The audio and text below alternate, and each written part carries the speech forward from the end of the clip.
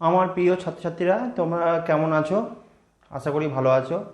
আজকে যে জিনিসটা নিয়ে আমরা এসেছি সেটা হচ্ছে ক্লাস 10-এর একটা চ্যাপ্টারকে আমরা আজকে আলোচনা করব। সেই চ্যাপ্টারের নাম হচ্ছে বংশগতি বা হেরিটিডি। বংশগতি চ্যাপ্টারটা সম্বন্ধে আমরা যেটা বলবো সেটা হচ্ছে বংশগতিটা খুব ইম্পর্টেন্ট চ্যাপ্টার ক্লাস 10 এবং ক্লাস 10-এর পর ক্লাস 12, এখানে বংশগতি চ্যাপ্টারটা খুবই ইম্পর্ট্যান্ট। আমরা এই চ্যাপ্টারের মধ্যে কি কি পড়বো না পড়বো সেগুলো আমরা ক্লাস ওয়াইজ ভাগ করেছি। প্রতিটা চ্যাপ্টারে তো একটা ক্লাস করা সম্ভব নয়, সেজন্য আমরা পার্ট করে ক্লাসের ভাগ করেছি। তার মধ্যে আজকে যেটা প্রথম আমরা আলোচনা করব সেটা হচ্ছে ক্লাস 1, বংশগতির ক্লাস 1। এই ক্লাস 1-এর মধ্যে আমাদের কি কি আছে না আছে বা কিভাবে কি হবে বা কি কি কোশ্চেন পড়ে সেগুলোর সম্বন্ধে আমরা আলোচনা করব। চলো দেখা যাক সেই চ্যাপ্টারটা সম্বন্ধে কিভাবে কি আলোচনা করা যায়। প্রথমেই বলি, বংশগতি পড়ার জন্য আমরা ছায়া কিংবা সাঁতরার বই ফলো করব। বংশগতি প্রথম যেটা আমাদের জানতে হবে, প্রথম আমাদের এখানে বংশগতি ক্লাস 1 লেখা আছে, দেখতে পাচ্ছ তোমরা। প্রথমেই লেখা আছে ভূমিকা। ভূমিকা মানে বংশগতি কোথা থেকে এসেছে। বংশগতি বলার আগে যেটা আমরা বলবো সেটা হচ্ছে জনন কি। জনন হচ্ছে একটা জীব থেকে অন্য একটা জীব সৃষ্টি হওয়ার যে পদ্ধতি তাকে বলা হচ্ছে জনন। জনন কত প্রকারের? জনন মোটামুটি দুই প্রকারের। একটা হচ্ছে অঙ্গজ জনন বা অযৌন জনন। অযৌন জননের পার্ট হচ্ছে অঙ্গজ জনন, আর একটা যৌন জনন। এখন যৌন জননের দ্বারা কি হয়? পিতামাতার কিছু চারিত্রিক বৈশিষ্ট্য সন্তানের দেহের মধ্যে আসে, মানে কিছু কিছু বৈশিষ্ট্য, সব বৈশিষ্ট্য নয়। সেখান থেকে কিন্তু বংশগতি শুরু। অর্থাৎ বংশগতি বলতে আমরা তাকেই বলবো, সেটা হচ্ছে পিতামাতার বৈশিষ্ট্য যখন সন্তানের দেহের মধ্যে সঞ্চারিত হচ্ছে তখন তাকে হচ্ছে বংশগতি। সেই বৈশিষ্ট্য কিন্তু হুবহু না, কখনোই কারো কোনো মানে মানুষ তার সন্তান একই রকম বা একই হুবহু একই বৈশিষ্ট্য বহন করে তা কখনোই না। কি ব্যাপারটা? কিছু কিছু বৈশিষ্ট্য পিতামাতার দেহ থেকে সন্তানের দেহের মধ্যে সঞ্চারিত হয়ে থাকে। কিছু কিছু বৈশিষ্ট্য, সব বৈশিষ্ট্য না, কিন্তু কিছু কিছু বৈশিষ্ট্য পিতামাতার দেহ থেকে সন্তানের দেহের মধ্যে সঞ্চারিত হয়ে থাকে। এখন এই ব্যাপারটা প্রথম আমাদের কিন্তু দেখেছিলেন একজন বিজ্ঞানী, তার নাম হচ্ছে গ্রেগর জোহান মেন্ডেল। সেই হিসাবে প্রথম দ্বিতীয় কোশ্চেনটা হচ্ছে বংশগতি বিদ্যার জনক। বংশগতি বিদ্যার জনক হচ্ছে Gregor Johann Mendel. Gregor Johann মেন্ডেলের সম্বন্ধে আমি একটু বলি। গ্রেগর জোহান মেন্ডেল হচ্ছে একজন চার্চের ধর্মযাজক ছিলেন। চার্চের ধর্মযাজক তিনি তার বাগানে, ওই চার্চের বাগানে কিছু মটর গাছ লাগিয়েছিলেন এবং সেখান থেকে তিনি পরীক্ষা নিরীক্ষা করেছিলেন, করে বংশগতির প্রথম ধারণা তিনি দিয়েছিলেন। সেই জন্য তাকে বলা হয় থাকে ফাদার অফ জেনেটিক্স, অর্থাৎ বংশগতি বিদ্যার জনককে গ্রেগর জোহান মেন্ডেল। এরপর যেটা আমরা পড়বো সেটা 3 নম্বর, বংশগতির সংজ্ঞা। বংশগতির সংজ্ঞা যদি আমার ভাষায় বলতে হয় তাহলে বলতে হবে, বা জিনিসটা বুঝে যদি বলতে হয়, যে পিতামাতার দেহের কিছু বৈশিষ্ট্য বা পিতামাতার কিছু বৈশিষ্ট্য জননের মাধ্যমে একটা প্রজন্ম থেকে আরেকটা প্রজন্মে সঞ্চারিত হওয়ার যে প্রবণতা বা সঞ্চারিত হয়, সেই সঞ্চারিত হওয়াকেই বলা হচ্ছে বংশগতি।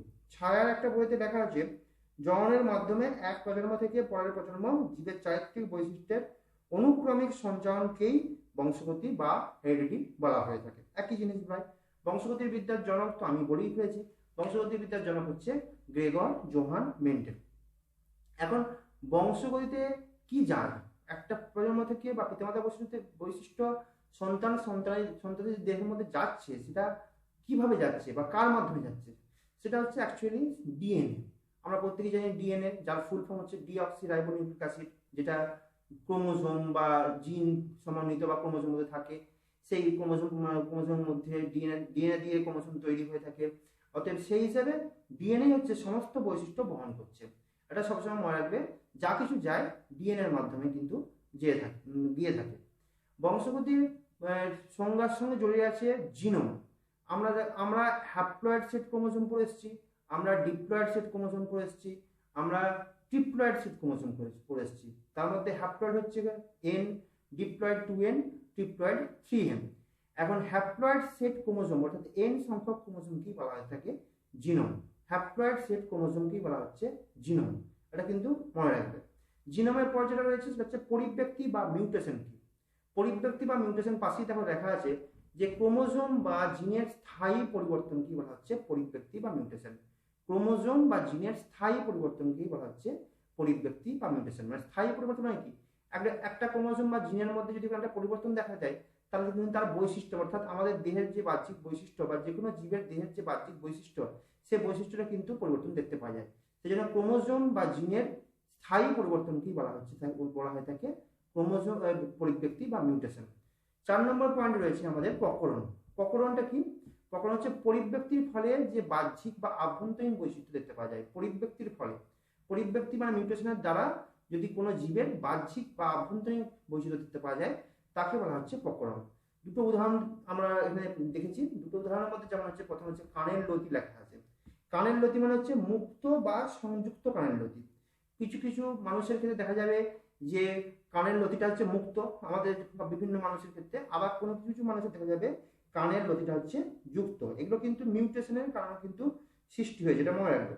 এরপর কানের লতির মধ্যে প্রকট কানের লতি হচ্ছে আমাদের জিনের মুক্ত কানের লতি যেটা আছে সেটা হচ্ছে প্রকট বৈশিষ্ট্য বহন করছে মুক্ত কানের লতি, যাদের কানের লতিটা মুক্ত। আর যাদের কানের লতিটা যুক্ত তাদের প্রচ্ছন্ন বৈশিষ্ট্য বহন করছে। সেই হিসাবে আমাদের কানের লতির উদাহরণটা বললাম। জিহ্বার ক্ষেত্রে রোলার জীব, স্বাভাবিক জীব। কেউ জীবটাকে রোল করতে পারে, কেউ জীবটাকে রোল করতে পারে না। যে সমস্ত ব্যক্তিরা জীবটাকে রোল করতে পারে বা গোটাতে পারে সেটা একটা প্রকট বৈশিষ্ট্য। জীব গোটানোটা একটা প্রকট বৈশিষ্ট্য, আর জীব গোটাতে পারে না যারা, তার একটা প্রচ্ছন্ন বৈশিষ্ট্য। অর্থাৎ প্রকট আর প্রচ্ছন্ন বৈশিষ্ট্য ব্যাপারটা কি সেটা আমরা পরে আসছি। ভিডিওটা কন্টিনিউ দেখে যাও, তাহলেই বুঝতে পারবে প্রকট আর প্রচ্ছন্ন ব্যাপারটা কি। এরপর যেটা আমরা আছে কয়েকটা আমরা সংজ্ঞা নিয়ে আলোচনা করব, খুব সংক্ষেপে আলোচনা করব। প্রথম যে সংজ্ঞাটা বলবো সেই সংজ্ঞাটার নাম হচ্ছে পলক্ষণ বা চরিত্র। কোনো একটা বিপরীত বা বৈশিষ্ট্য সম্পন্ন দুটো বৈশিষ্ট্যকেই বলা হচ্ছে প্রলক্ষণ বা চরিত্র। অর্থাৎ বৈশিষ্ট্যকেই বলা হচ্ছে অ্যাকচুয়ালি প্রলক্ষণ বা চরিত্র। গেগর জোহানের মেন্ডেলের যদি আমরা দেখি তাহলে সেখানে আমরা দেখেছি যে লম্বা মটর গাছ বা বেটে মটর গাছ এরকম করে ভাগ করেছে ওরা। অর্থাৎ একটা গাছ, সেই গাছের দৈর্ঘ্য সেটা হচ্ছে লম্বা হতে পারে আবার বেটে হতে পারে। সেটা হচ্ছে আবার কোনো একটা মানুষ লম্বা হতে পারে, বেটে হতে পারে। এগুলো হচ্ছে তার একটা বৈশিষ্ট্য, কিন্তু সেটা কিন্তু চারিত্রিক বৈশিষ্ট্যের মধ্যে পড়ে। দ্বিতীয়ত হচ্ছে আমরা যেটা পড়বো সেটা হচ্ছে অ্যালিল। অ্যালিল হচ্ছে এক কথা যদি বলতে হয় একই জিনের বিভিন্ন রূপভেদ কি বলা হচ্ছে অ্যালিল। একই জিনের বিভিন্ন রূপভেদ কি বলা হচ্ছে অ্যালিল। অ্যালিল হচ্ছে একটা নির্দিষ্ট স্থানে অবস্থান করে এবং সেই স্থানেতে একই জিনের ভিন্ন রূপ। যেমন হচ্ছে গাছের দৈর্ঘ্য লম্বা বেটে, লম্বার জন্য Gregor Johann Mendel capital T use করেছে, বেটের জন্য Gregor Johann Mendel small T use করেছে। সেই জন্য একই জিনের ভিন্ন রূপ এক জায়গায় বসবাস করছে বা এক জায়গায় থাকছে, তার ভিন্ন রূপ দেখা যাচ্ছে বলে সেটার নাম হচ্ছে অ্যালিল। দ্বিতীয় তার পরেরটা রয়েছে আমাদের দেখতে পাচ্ছ লোকাস। লোকাসটা কি? লোকাস হচ্ছে কোনো জিন ক্রোমোজোমের যে স্থানে অবস্থান করে, অর্থাৎ ক্রোমোজোমের যে স্থানে জিন অবস্থান করে সেই স্থানটাকে বলা হচ্ছে লোকাস।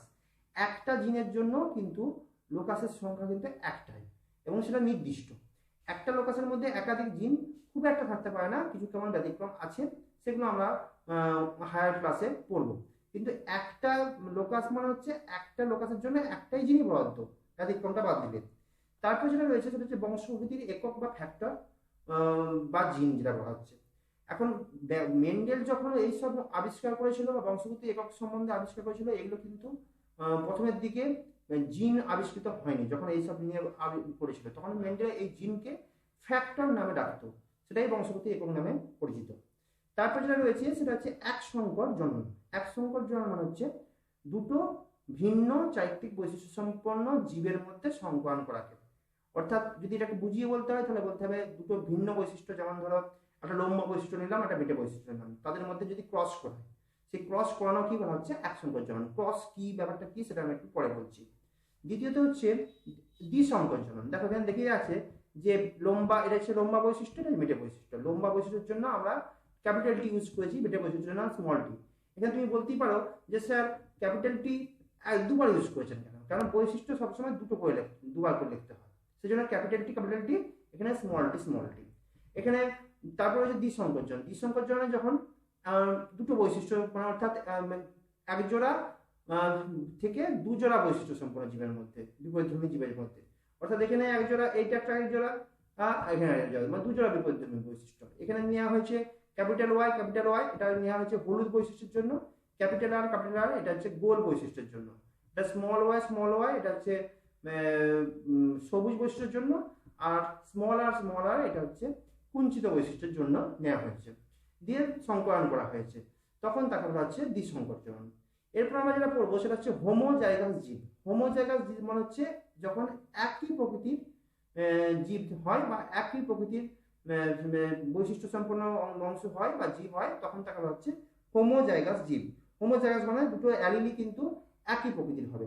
এখানে হচ্ছে যেমন হচ্ছে ক্যাপিটাল টি, স্মল টি এগুলো সব কিন্তু হোমোজাইগাস জীবের মধ্যে পড়ে। হোমোজাইগাস জীবের মধ্যে যেটা রয়েছে সেটা হচ্ছে হেটারোজাইগাস। এরপরে রয়েছে হেটারোজাইগাস জীব। হেটারোজাইগাস জীব হচ্ছে যখন ভিন্ন প্রকৃতির অ্যালিল হয় তখন তাকে বলা হচ্ছে হেটারোজাইগাস জীব।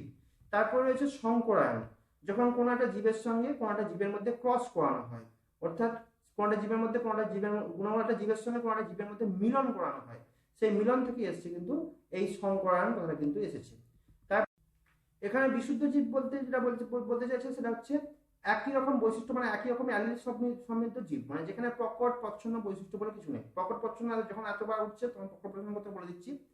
যে বৈশিষ্ট্যটা কোনো জীবদেহের প্রকাশ ঘটে তাকে বলা হচ্ছে প্রকট, আর যে বৈশিষ্ট্যটা কোনো জীবদেহের মধ্যে প্রকাশ ঘটে না, হয়তো পরবর্তী প্রজন্মে প্রকাশ ঘটতে পারে, সেটার নাম হচ্ছে প্রচ্ছন্ন। অর্থাৎ এখানে প্রকট প্রচ্ছন্ন কোনো ব্যাপার নেই, এখানে সবটাই হচ্ছে প্রকট। অর্থাৎ এখানে কোনো দুরকম অ্যালিল সম্বন্ধিত কোনো জীব তৈরি হয়নি, এখানে একই রকম অ্যালিল সম্বন্ধিত জীব তৈরি হয়েছে, সেজন্য তার নাম হচ্ছে বিশুদ্ধ জীব। বিশুদ্ধ জীবের পরে যেটা রয়েছে সেটার নাম হচ্ছে সংকর জীব। এখানে কিন্তু দুটো বৈশিষ্ট্য রয়েছে, অর্থাৎ প্রকট বৈশিষ্ট্য, প্রচ্ছন্ন বৈশিষ্ট্য। হয়তো এখানে সংকর জীব আর উপরে যে বিশুদ্ধ জীব এই দুটোর মধ্যে হয়তো পার্থক্য কিছু নেই, ইন্টারনাল পার্থক্য রয়েছে কিন্তু বাহ্যিক পার্থক্য কিছু নেই। বাহ্যিক পার্থক্য যদি বলতে হয় এমন মানে কোনো কিছুই বুঝতে পারা যাবে না যে এই দুটোর মধ্যে বাহ্যিক পার্থক্য, কিন্তু ইন্টারনাল পার্থক্য হিসাবে বলছি এর প্রকট আছে এর প্রচ্ছন্ন আছে, অর্থাৎ এর প্রকট প্রচ্ছন্ন রয়েছে ওর প্রকট রয়েছে। অর্থাৎ ওই বিশুদ্ধ জীবের মধ্যে যদি সংকলন করা হয় সেখানে সবই কিন্তু প্রকট, অর্থাৎ সবই কিন্তু বিশুদ্ধই বেরোবে। কিন্তু সংকর জীবের মধ্যে, অর্থাৎ এখানে যদি ক্যাপিটাল ডি আমি ধরি, ক্যাপিটাল ডির ক্ষেত্রে লম্বা বৈশিষ্ট্য, তার মানে এর সম্বন্ধে যদি আমরা ক্রস করাই তাহলে এখানে সবই লম্বাই বেরোবে, কিন্তু এর ক্ষেত্রে বেটে বৈশিষ্ট্য কিন্তু বেরোতে পারে। পরেরটা রয়েছে জনিত্রীজনু। জনিত্রীজনু মানে মাতৃজনু।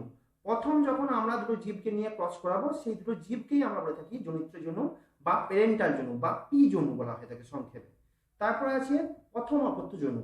ওই যে পি জনুর মধ্যে ক্রস করে যেটা পাচ্ছি সেটা হচ্ছে প্রথম অপত্য জনু বা ফার্স্ট ফিলার জনু বা F1 জনু। দ্বিতীয় অপত্য, তাদের মধ্যে যদি আবার ক্রস করে থাকি তখন দ্বিতীয় অপত্য জনু বা সেকেন্ড ফিলার বা হচ্ছে F2 জনু বলা হয়ে থাকে।